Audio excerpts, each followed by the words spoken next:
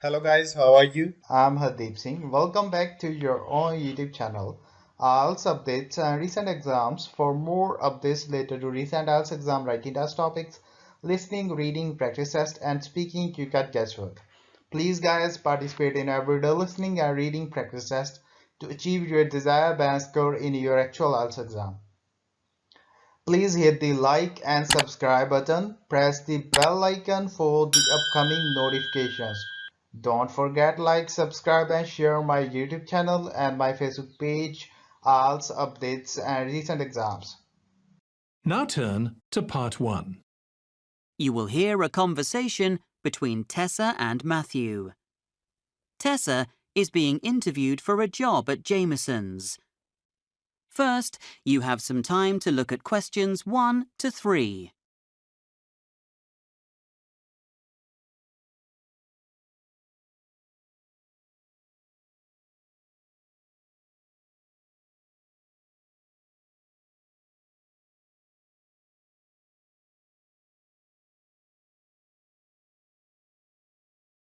Now listen and answer questions 1 to 3. Good morning, Tessa. Welcome to Jameson's. I'm Matthew Reed. Thanks for your interest in working with us. Please take a seat. Thank you. So, we advertised 3 jobs on our website, and I can see from your CV that you might be a suitable candidate for all of them. Would you be interested in telephone helpline work? Or we're still looking for a delivery person? Well, I've had experience of telephone sales, but I'd prefer to have face-to-face contact with customers. I'm afraid I don't have a driving licence, so the position of delivery person isn't possible, but I'd be keen to apply for the retail assistant post that was advertised. OK, that's fine. I see from your CV you're currently at university. Yes, I'm in my second year at the moment. It's a 4-year degree course and I spent a third year abroad. I'm planning on going to France. Yes, I see you did French, English and maths for your A-levels, and now you're studying French, is that right? Yes, I love learning languages and Wellworth offers a joint degree in English and French, so I decided to do that.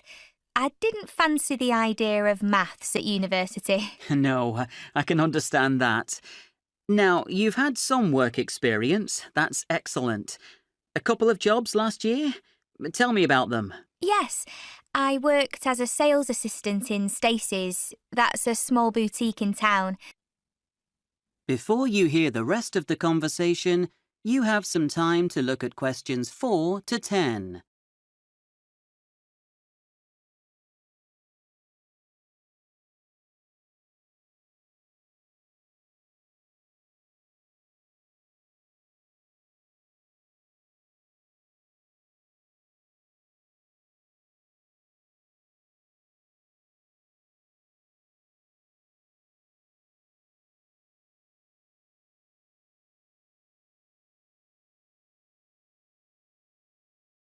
Now listen and answer questions 4 to 10.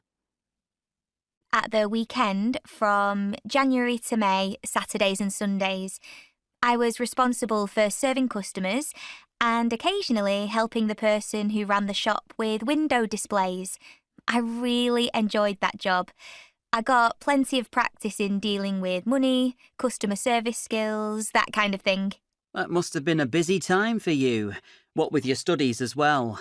You clearly aren't put off by a bit of hard work. No, I like to keep myself occupied and, as I said, I enjoyed the job and it made a change from studying. Then, from June to August last year, I took a job at a summer school. I was offered the role of social organiser for students from abroad who were studying English. I planned trips and evening events like quizzes. Did you enjoy that? Yes, it was great fun. I really appreciated the opportunity to work in a team and to practice my language skills, as there were several French students on the course. And what do you like to do in your spare time? Have you got any hobbies or interests? I'm a big reader, especially science fiction. I've recently started dance classes. I think that's a more enjoyable way of keeping fit than going to the gym. OK. So, tell me about your availability. You're mainly interested in work over the summer period, is that right? Yes, I'd certainly be keen to join you when I finish my studies in May. I start my third year in September, so I'd be free in June, July, and August. I finish on the 25th of May. I have 1 week holiday booked, but I'm back on the 6th of June and I'd be ready to start on the 7th of June. That would fit in nicely with our busy summer schedule. What about hours? We actually need someone who's available for 5 days a week, and some of the days are likely to be weekends. Are you pretty flexible in terms of when you can work? I think so. Saturdays and Sundays are no problem. I'm taking driving lessons at the moment and they tend to be on a Wednesday, but I could always rearrange them. I'd like to keep Tuesdays free though, as I volunteer at my local community centre then. OK, Tessa. That all seems great. Let me just confirm your contact details, and we'll be in touch with you later in the week with our decision. That is the end of part 1. You now have 1 minute to check your answers to part 1.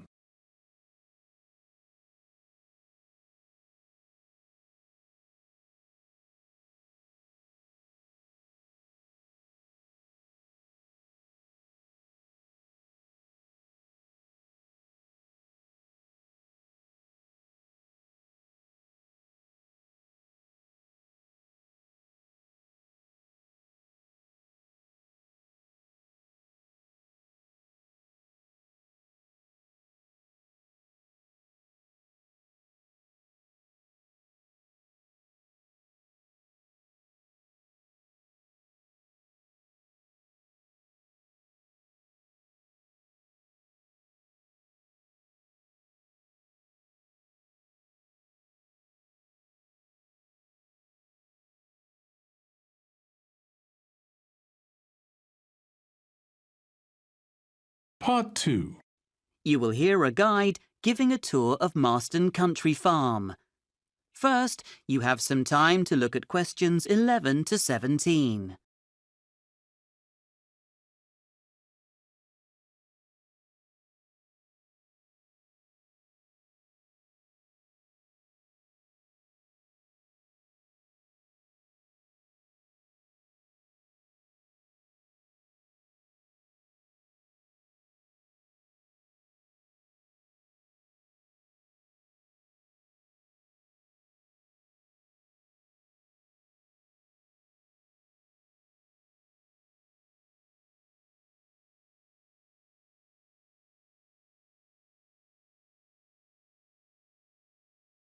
Now listen and answer questions 11 to 17. Hello everyone and welcome to Marston Country Farm. We always look forward to group visits from local schools and I'm sure you'll all have a fantastic time while you're here. I'd just like to take a couple of minutes to explain what we have here at the farm and point out a few health and safety issues you need to be aware of. Let's start with a tour of the farm. I can see you all have a copy of the plan we sent out, so let me just go through it with you. You'll see we're here in the visitors centre just by the entrance. This is a useful place to head for if you get lost or want to meet up with friends later. The farm covers quite a large area, so we've made sure there are toilets nearby should you need them wherever you are. There are toilets on the left of the entrance as you come in, just behind the visitors centre. There are also some in the cafe.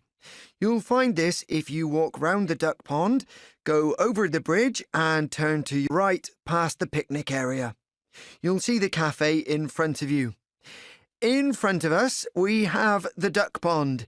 It's very tempting to feed the ducks and other water birds with bread from your sandwich box, but actually bread isn't very good for them, so please can we ask you not to feed them.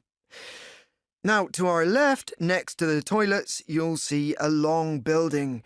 This is the goat shed, and just past that, there's a pair of double gates. This is the entrance to the donkey rides. I'm afraid these are only suitable for younger children than yourselves, and you won't be allowed to ride one. But you're welcome to stroke the donkeys that nobody's riding, and we've even supplied a large sack full of apples so that you can feed them if you think they look hungry. Now, directly opposite us, on the other side of the pond, is the rabbit house. This is always extremely popular and very busy. You might have to queue for a while to get in. But if this is the case, pop over the bridge and pay the insect house a visit. It's immediately on your left. For some strange reason, this doesn't tend to be quite as popular as the rabbits. And just over here, closer to us, on the right side of the entrance, you'll find our gift shop if you want to buy something to remember your visit or a gift for someone special. Before you hear more of the guided tour, you have some time to look at questions 18 to 20.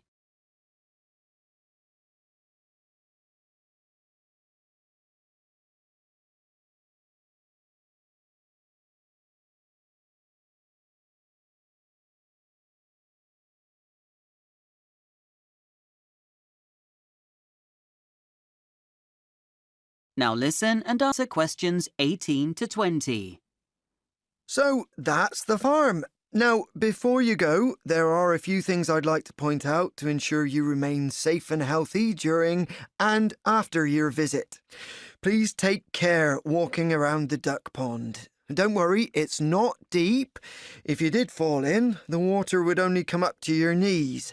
But the bank around it is very muddy after all the rain we've had, and visitors are likely to spoil their footwear.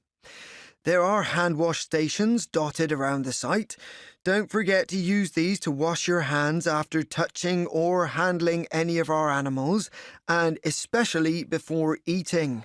Oh yes, can we ask you please to help us keep these stations tidy and dispose of the paper towels in the bins provided?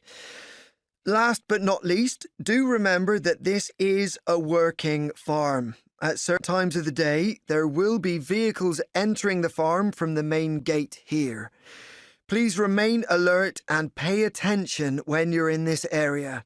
We have fully trained first aiders on a nearby site, and in the unlikely event you have an accident or feel ill, simply come into the visitor centre and the receptionist will call them. Your teachers have been given our health and safety leaflets, and they'll be able to answer some of your questions during your visit. That is the end of part 2. You now have 30 seconds to check your answers to part 2.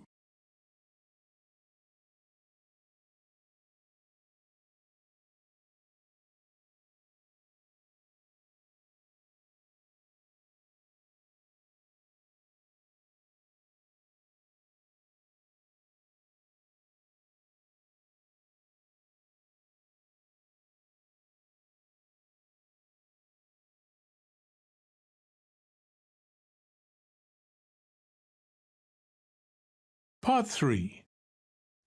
You will hear Kelly from the University Careers Services talking about work experience and answering questions from students. First, you have some time to look at questions 21 to 24.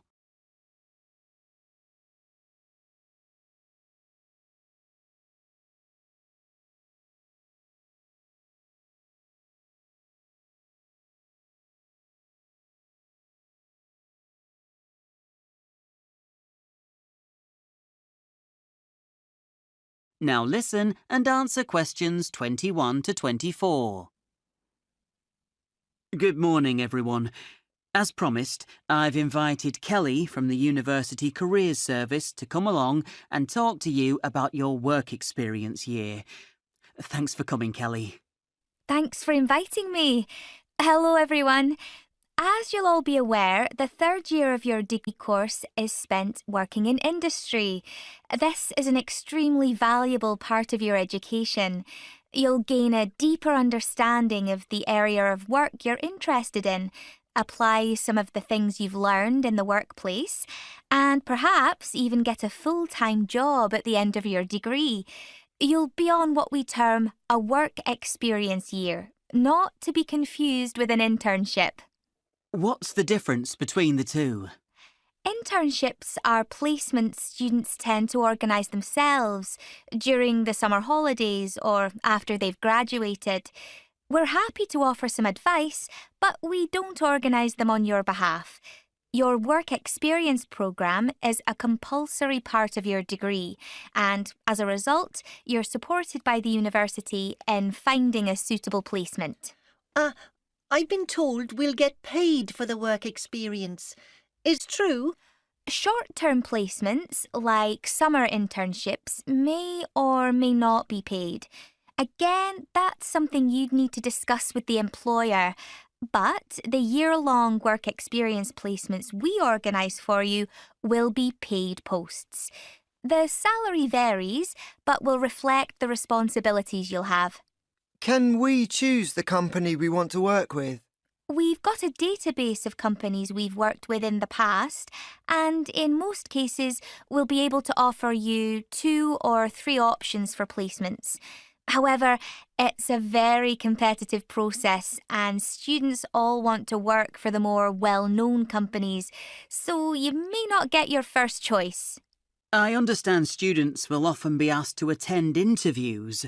Is this the case? Yes, students will be required to attend an interview of some kind. Companies don't want to take on someone they haven't had the chance to meet and have a chat with. How formal the interview is will depend on the company. If there is an interview, I'd strongly recommend putting in some work beforehand to make sure you're ready for it. Before you hear more of the conversation, you have some time to look at questions 25 to 30.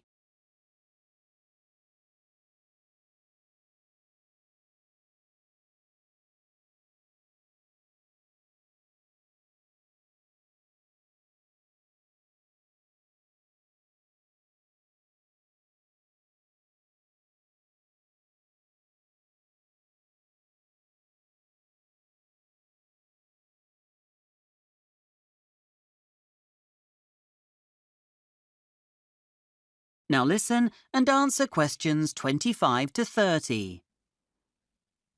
You want support for that kind of thing, don't you? Yes, it's a whole package of support, really. We'll start by helping you identify a company that's a good fit for both you and them. We want to keep the employers happy in order to maintain a good relationship. At one time, we used to offer interview practice with members of staff, but we now direct you to our training videos online to help you with this. What if we have problems working with the company? Who do we speak to?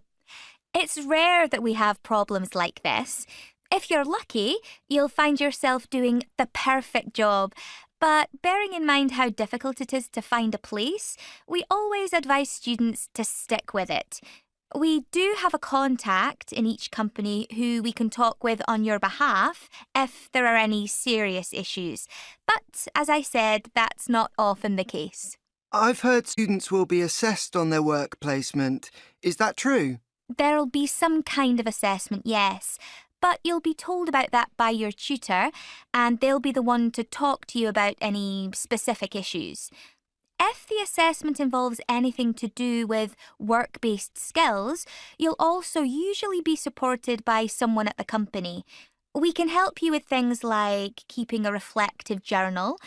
This is a really useful exercise, even if you're not required to keep one, as it will provide you with a record of what you did each day at work, the things you learned on the job, as well as any difficulties you've had.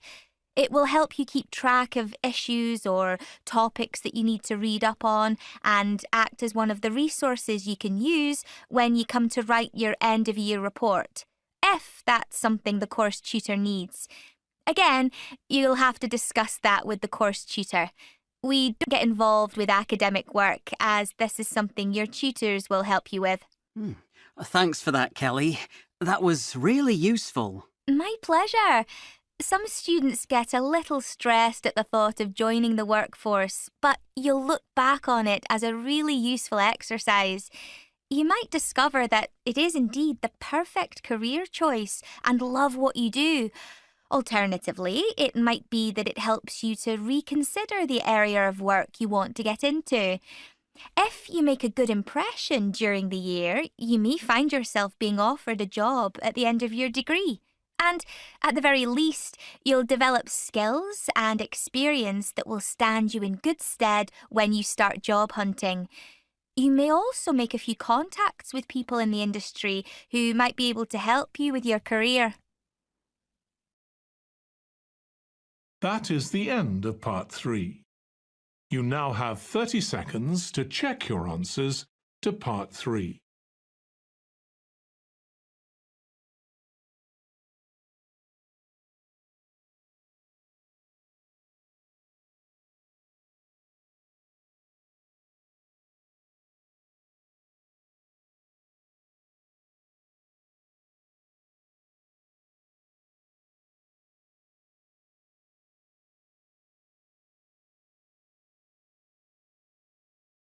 Part 4. You are going to hear a lecture about the silk that spiders make. First, you have some time to look at questions 31 to 40.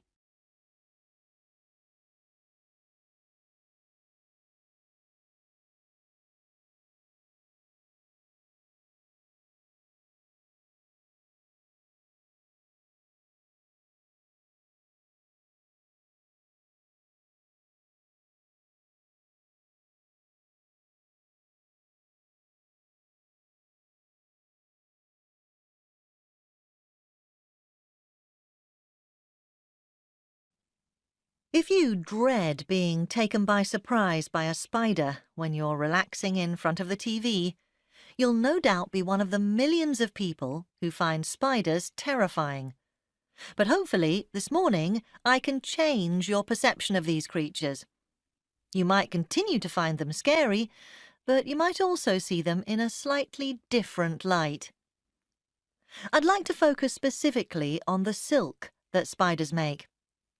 The substance they use to make their intricate webs is stored in the form of a liquid protein inside their body, and it only turns solid when it's exposed to the air. The common garden spider of the UK can create up to 5 different types of silk.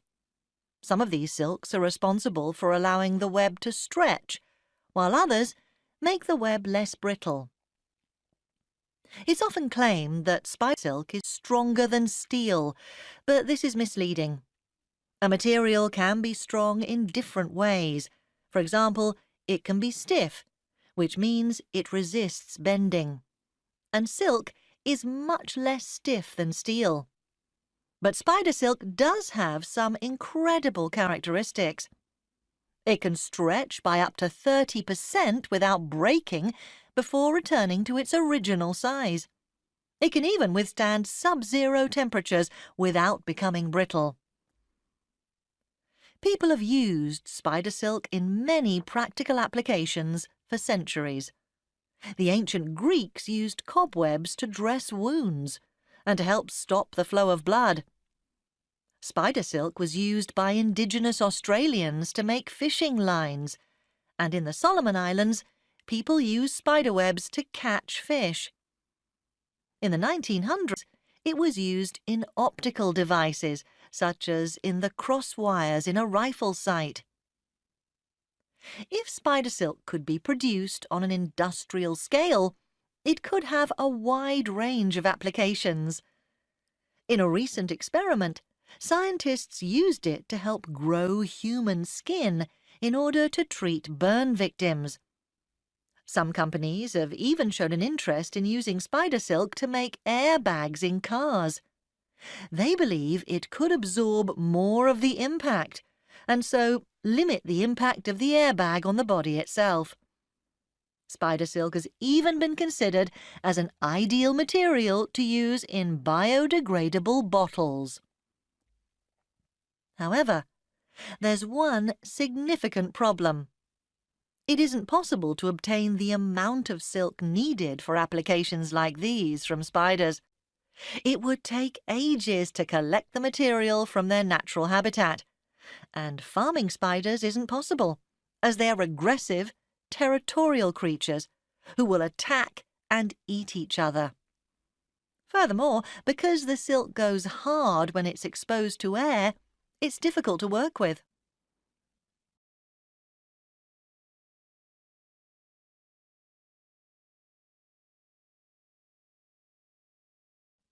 Scientists have tried to overcome some of these problems by taking the spider itself out of the equation. One team of scientists extracted the silk genes from 2 species of spiders and inserted them into cells from a cow. The cells were grown in the laboratory and produced the silk proteins that the scientists were able to harvest. The proteins were then spun into silky strands, and the fibers produced were stronger than Kevlar, a material used to make bulletproof vests. But they were lighter than Kevlar and nearly as elastic as nylon. Scientists have also genetically engineered living goats that carry spider silk genes. The first 2 goat kids produced in this manner were called Webster and Pete. The hope is that milk from goats like these will contain significant amounts of usable spider silk proteins. Another approach is to use silkworms. The silk from silkworms can be farmed in ways that spider silk can't, and so researchers have looked at making genetic changes to the silkworm. The silk that's produced in this way is a mixture of silkworm silk and spider silk. Initial attempts created silk that was stretchy but not as strong as spider silk. However, researchers subsequently managed to increase the amount of spider silk by a factor of 7. One of the advantages of obtaining spider silk in this way is that the silk is ready for use as soon as it's spun by the insect. A group of researchers at the University of Nottingham have developed artificial spider silk made of proteins that are similar to those in naturally produced spider silk. This man-made silk can be used in a variety of medical applications. It was shown to act as a scaffold or support for the growth of new tissue. The researchers were also able to coat it with an antibiotic, and their experiment showed that the antibacterial properties of the silk lasted for several days. So, thanks to its ability to release antibiotics in a controlled way, the silk could be used in the manufacture of dressings to treat wounds that take a while to heal. We may only be a few years away from being able to see some of those applications in use. If the outcome of this research is that we'll be able to create materials with properties similar to those of spider silk, we might also be one step towards eradicating the production of synthetic materials that can have negative effects on the environment. I hope this has given you an insight into the amazing spider. Next time you see one scuttling across the floor, stop to marvel at what it can achieve, rather than jump on the sofa to escape. That is the end of part 4. You would now have 10 minutes to transfer your answers to the answer sheet. So guys, don't forget like, subscribe and share my YouTube channel and my Facebook page. IELTS updates and recent exams. For more updates related to recent IELTS exam writing test topics, listening, reading, practice test and speaking, you got guesswork. Please guys, participate in everyday new IELTS listening and reading practice tests to achieve your desired band score in your actual IELTS exam. For more IELTS material, visit my official website www.ieltsupdatesandrecentexams.com. The link is given below in the description. If you need PDF files of latest IELTS material, then please join my Telegram channel. So guys, please write your score below the comment section. Again, thanks for listening. God bless you all guys. Stay tuned, stay safe.